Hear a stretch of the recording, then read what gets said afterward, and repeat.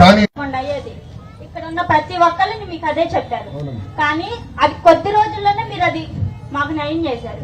ఇప్పుడు వాటర్ రోజు వస్తుంది, 6 లోపే వస్తుంది, 6 లోపే. ఇక్కడ మాకు ఇల్లు పట్టాలు లేవు కదా, 2 సార్లు ఇల్లు లేపేస్తారని చెప్పి హడావుడి చేశారు వైసీపీ వాళ్ళు. అప్పుడు మీరే వచ్చి అంతా చేశారు. ఇప్పుడు కూడా మీరు గెలిపిస్తే, మీరు అధికారంలోకి రాకముందు ఇలా చేశారంటే అధికారంలోకి వస్తే ఇంకా మంచి చేస్తారు అని ఉంది. ఈ ప్రజలందరూ ఈ దృష్టిలో పెట్టుకొని మళ్ళీ టీడీపీ రావాలని కోరుకుంటున్నాను. తప్పనిసరిగా తల్లి ఇల్లు లేపేసాక ఎవరిని వస్తే చెప్పు, లొకేషన్ వస్తే నేను లేపేస్తాను చెప్పు తల్లి.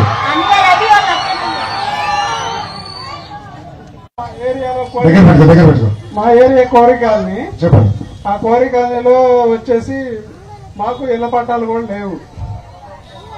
మా అక్కడ అన్ని వసతులు కూడా సరిగ్గా లేవు, ఎవరు పట్టించుకోరు. పట్టాల విషయం నేను హామీ ఇచ్చా కదా. ఇంకోటి చెప్తాను, చెప్పండి. అది నా విషయం కాదు, ఎవరి విషయం కాదు. ఈ గంజాయి అనేది బాగా ఎక్కువైపోయింది అన్న. ఈ ఒక్కదాన్ని అరిగట్టి కుర్రోళ్ళందరూ పాడైపోతున్నారు. వాళ్ళకి నేను నిరుద్యోగం లేకుండా వాళ్ళు విచ్చలవిడిగా తిరుగుతూ ఎన్నో అసభ్యకరమైన పనులు చేస్తూ తాగుడుకు బానిస అవుతూ వాళ్ళ జీవితాన్ని కోల్పోతున్నారు. వాళ్ళ తల్లిదండ్రులు కూడా చాలా వాటికి బాధపడుతున్నారు. ఇది ఎవరికి చెప్పాలో కూడా తెలియక, నాకంటూ ఏ సమస్య లేదు, అంటే ఇప్పుడున్న యువతరం పాడైపోతుంది కాబట్టి వాళ్ళ మూలన ఎంతమంది ఆడవాళ్ళు ఇబ్బంది పడుతున్నారు కాబట్టి, ఎన్నో కుటుంబాలు ఇబ్బంది పడుతున్నాయి కాబట్టి మీ దృష్టికి తీసుకురావాలని చెప్తున్నా. అంతే అన్న. తమ్ముడు చెప్పింది కరెక్టే కదా. పోలీసు వాళ్ళు కూడా గంజాయి ఈరోజు ప్రతి గడపలోకి వచ్చింది. అమ్మ బాబు గారు ముఖ్యమంత్రి ఉన్నప్పుడు ఏనాడు గంజాయి ఉండేది కాదు, డ్రగ్స్ ఉండేది కాదు. ఈ రోజు గంజాయి ఇంత విచ్చలవిడిగా వచ్చిందంటే దానికి కారణం ఏంటి తెలుసా తల్లి? ఆయనతో పాటు తోడు దొంగ ఉన్నాడు. ఇప్పుడే చెప్పే కదా అనంత బాబు అని, దళిత్ డ్రైవర్ చంపేసి శవాన్ని డోర్ డెలివరీ చేశారు కదా, ఆ ఎదవ తల్లి మొత్తం అరకు ప్రాంతంలో పెద్ద ఎత్తున గంజాయి పండించి అక్కడి నుంచి చిత్తూరు వరకు తీసుకెళ్తున్నాడు తల్లి. అమ్మ చిత్తూరు జిల్లాలో నేను ఒక తల్లిని కలిశానమ్మా పాదయాత్రలో. మధ్యాహ్నం పూట భోజనం కాగాం. ఆ తల్లికి 3 కూతురు ఉన్నారు తల్లి. పెద్ద కూతుర్ని గంజాయికి బానిసలు చేసి శారీరకంగా వాడుకున్నారు వైకాపా నాయకులు. 45 రోజుల తర్వాత తల్లి తెలుసుకుంది. ఆమె వచ్చి నాకు చెప్పింది, నా పాప గంజాయి ఇవ్వకపోతే చేతులు ఇటుట కదులుతా ఉంటాయి, నేను హాస్పిటల్ తీసుకెళ్తా, కనీసం మాట సాయం చేయను. నేను ఫోన్ చేసి సిఎంసి వెల్లూరుకు పంపించేస్తాను. ఆ తల్లి ఏం చెప్పిందో తెలుసా? ఆ రోజు మా పెద్ద కూతుర్ని మీరు కాపాడబోతే ఆ కూతుర్ని నేను చంపేస్తాను. ఎందుకమ్మా అంత పెద్ద మాట మాట్లాడా అంటే, కనీసం మిగతా 2 కూతుర్లు బాగుపడతారు కదా అని. అమ్మా డాలర్స్ నగర్ లో నేను ఆగాను తల్లి, ఇట్లనే సమావేశం పెట్టుకున్నా.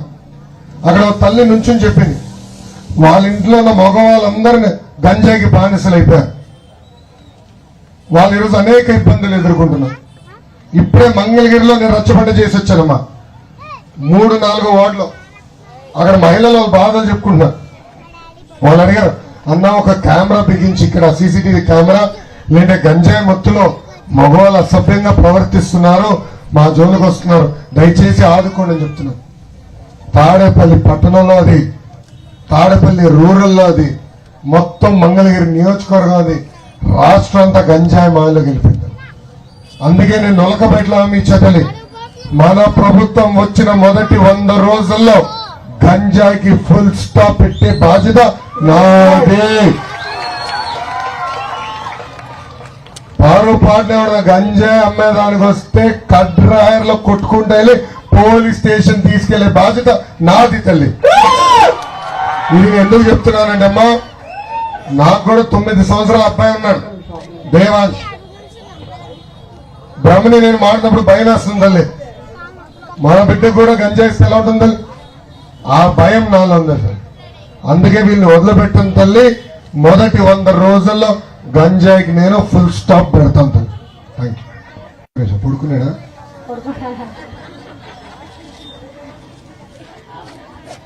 లేపేస్తలే.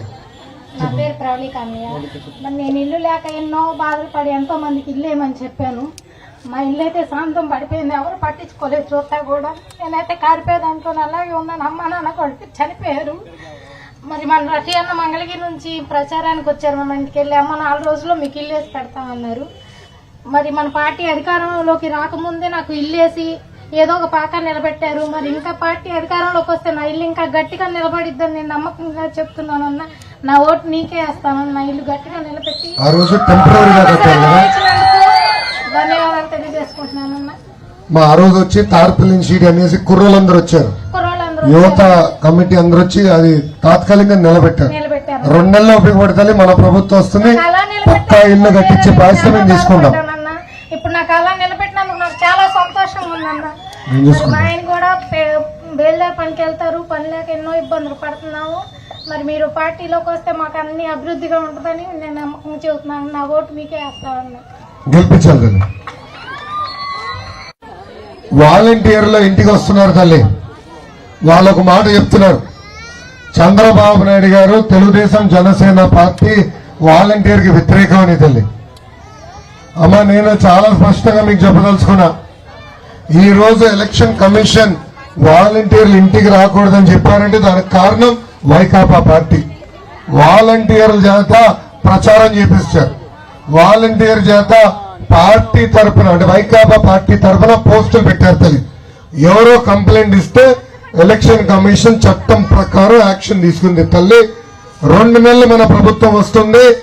కేవలం పెన్షన్ కాదు, ఇతర సంక్షేమ కార్యక్రమాలు నేరుగా మీ గడపకి అందించే బాధ్యత, వాలంటీర్ ద్వారా అందించే బాధ్యత మన ప్రభుత్వం తీసుకుంటుందని ఈ సభాముగా హామీ మీకు ఇస్తున్నాం.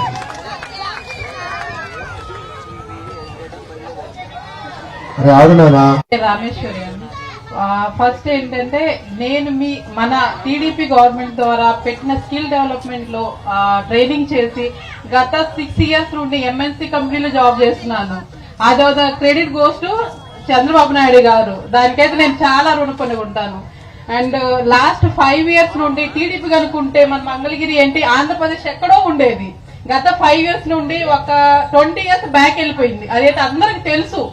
కాకపోతే ఇయర్లీ వచ్చే 10,000 చూసుకుంటున్నారు కానీ మంత్లీ వచ్చే 10,000 ఎవరు ఆలోచించట్లేదు. అదైతే పెద్ద మైనస్ అండి. అది పబ్లిక్ అనుకుండేది. ఇంకోటి అన్నయ్య గారు చెప్పినట్టు ఇక్కడ చిరు వ్యాపారస్తులకు షాపులు సార్, అదైతే 2 years నుండి చాలా మంది సఫర్ అవుతున్నారు. దాని ద్వారా చూస్తున్నారు కదా, రోడ్ల మీద టెంట్లు వేసుకొని స్టాల్స్ పెట్టుకొని చేస్తున్నారు. కానీ వాళ్ళకు చూపించే దారి మన ఇప్పుడు ఉన్న ప్రజెంట్ గవర్నమెంట్ ఏదైతే ఉందో ఎవరు ఆర్కే గారు ఎవరు పరామర్శించడం లేరు. కనీసం మీరు వచ్చిన తర్వాత మా హోప్ ఏంటంటే మా షాప్స్ మాకు వస్తాయని ఒక హోప్ సార్.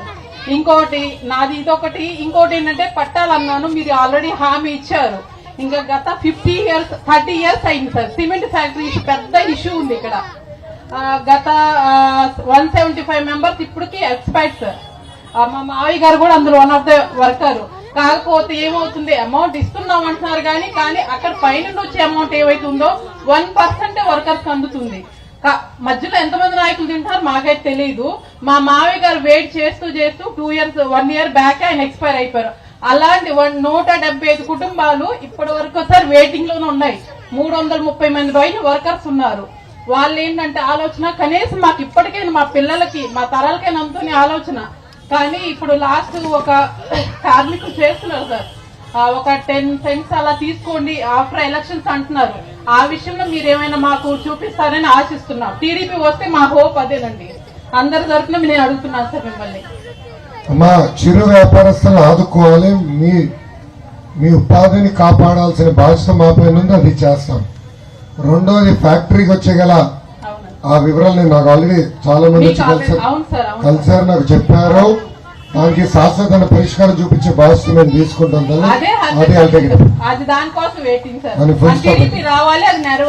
ఫుల్ స్టాప్ నేను తీసుకుంటాను. వినపడట్లేదు